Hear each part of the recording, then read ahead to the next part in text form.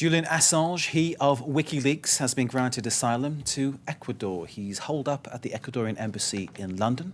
James Creedon, I'm pleased to announce, is here with me in the studio. This is Media Watch, and James has, well, comment online and elsewhere on Assange's plight. This is it. Let's take a look at The Age in Melbourne. Perhaps not the first newspaper you'd go to for this story, but I like the headline, "The Latin Mouse That Roared at the British Bulldog." And this is a diplomatic spat basically between Ecuador, the UK, and by extension Sweden, because the UK has said they'll extradite Julian Assange, WikiLeaks founder, to Sweden. And in the background, the United States. That's right, because if he is extradited to Sweden over these sex assault allegations, he could then find himself in the US. But Ecuador has said, hold on, guys, we're the Latin mouse, according to this headline, and we would like to step in and protect this guy. And actually, I'll show you a couple of the Ecuadorian headlines on this one. One of their newspapers is saying, this was done for freedom of expression, to protect freedom of expression.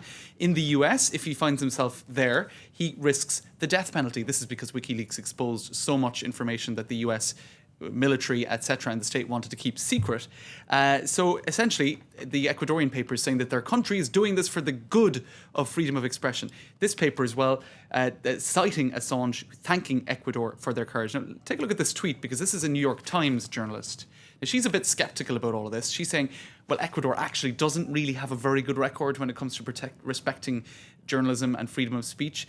So it's a bit ironic, she kind of seems to suggest, that they're offering asylum to Julian Assange. So that's one point of view. This is a story with so many layers. It's like an onion. If you keep peeling bits, you find something else, don't you? That's right. And in a way, you could say Ecuador comes out of this looking very good, and a lot of countries now are trying to rebrand themselves. So you could say, is this really for the interest of Julian Assange, or is it for Fernanda their own Santos there, though, interest? with her tweet, kind of summed it up in many ways. Yeah. It is kind of two-faced. Yeah. Of Rafael Correa, the president of Ecuador, to say it's about sort of preserving Assange's freedom of speech when Ecuadorian journalists don't have that same kind of expression. That's it. So there is a bit of an irony there. Let's take a look at the Daily Telegraph and Brendan O'Neill, he's not a Julian Assange fan, right? He says he's the most annoying and arrogant person in the whole world, which I think is a bit of an exaggeration myself. But what he goes on to say then is that if I could find the quote. So even if he is annoying and arrogant, he still has the right to freedom of expression. And he still has the right to reveal the truth, if the truth is there. That's it. Whatever you think about him personally, he does have an aura about him which I think is not easy to like. Right. It shouldn't diminish from his right to express himself and to have freedom. Right, now 2 other articles. But equally, he should face the facts in other countries if he's called to do that. That's true. And actually, there's in the Swedish papers, this lady here, she has been talking about this as well. I'm losing my way in terms of the papers, but what she said, she's one of the founders of the Pirate Party. Her name is Anna Troberg. She said WikiLeaks is the big loser in all of this, because whatever happened 2 years ago in these allegations in Stockholm about sexual assault on 2 women, whatever the truth is there, what's certainly the case is that WikiLeaks has taken a blow as a result of all of this, and she says that their work has been very valuable and that there is perhaps a conscious strategy by American and Swedish interests to sort of talk up this case. That's her point of view.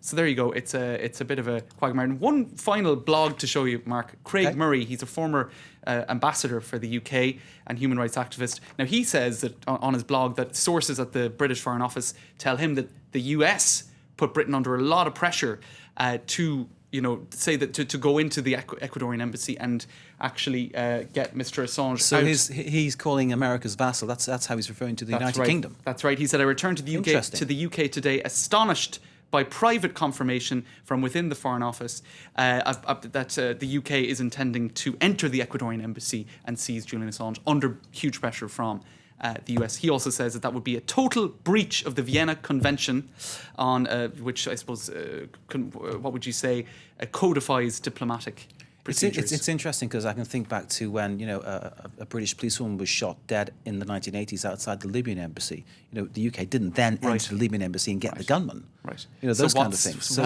where does this come from? They can enter the Ecuadorian embassy and take Julian Assange. It's like you say, it's coming from somewhere else. That's according to this guy. There's pressure from perhaps from the US. A former UK ambassador saying that, Craig Murray. So there you go. Okay, Who knows there what you the truth of it all is? A couple of tweets. So I have time to show you one or two tweets. We do. Go ahead. This final one, I'll just show you this final one, being a little bit tongue-in-cheek. Police attempting to lure Assange from the Ecuadorian embassy by leaving a bag of top secret documents in a bin outside. So somebody perhaps seeing the funny side of it. Maybe Julian Assange doesn't really see the funny side of that. But I don't know. It's a funny tweet. James, thank you very much Thanks, indeed. Mark. I think we need to leave it there. It's a shame because you've got so much more to tell us. I know. I've 2 more stories anyway.